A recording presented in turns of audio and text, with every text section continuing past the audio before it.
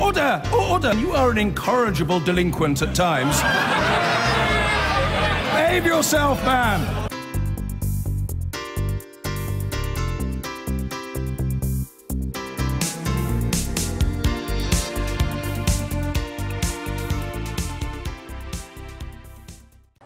Now, there are several dates you could choose for the start of the financial crisis a decade ago, but the 9th of August 2007 is widely accepted as when the cracks first began to show, thanks to the actions of a French bank. Global market mayhem and the bailing out of the financial institutions around the world would follow, eventually leading to the worst financial crisis since the Great Depression of the 1930s. Well, our business correspondent Adam Parsons is here with more. Remind us, Adam, how did it all play out? Yeah, happy birthday to the global financial crisis. The 9th of August 2007 offered the first real sign that an economic meltdown was on its way.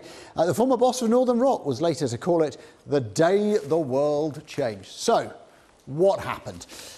Well, 10 years ago today, one of Europe's biggest banks, BNP Paribas, announced that it was suspending all withdrawals and investments from 3 different funds, all of which dealt in mortgage-backed securities in the United States. This was the statement that BNP Paribas put out, saying it had become impossible to calculate the value because of this, the complete evaporation of liquidity. What that meant was that banks no longer had the confidence to lend money to each other.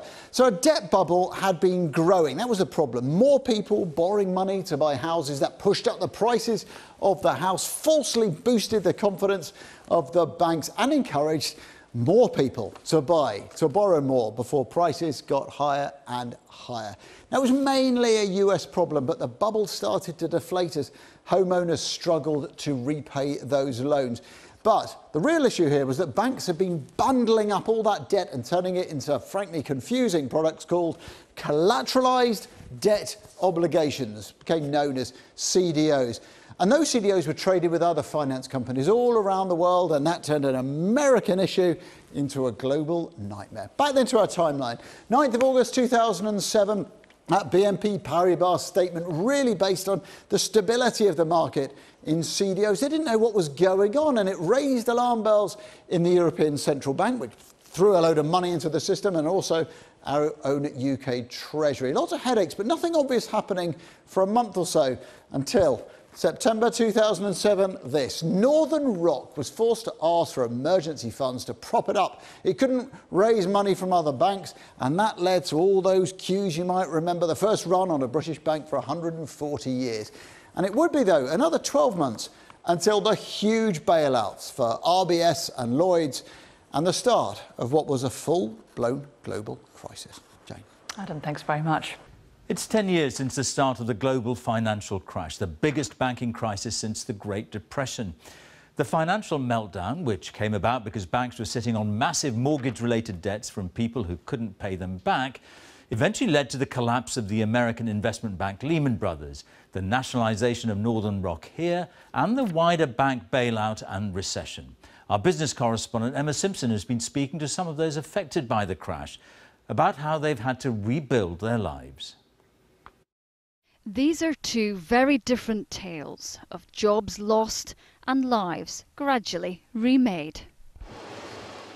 London's Canary Wharf, workers leaving with whatever they could carry, mass layoffs after Lehman Brothers collapsed. You think you've made it, you think you've got yourself a great job, and then your whole life is just pulled from under you.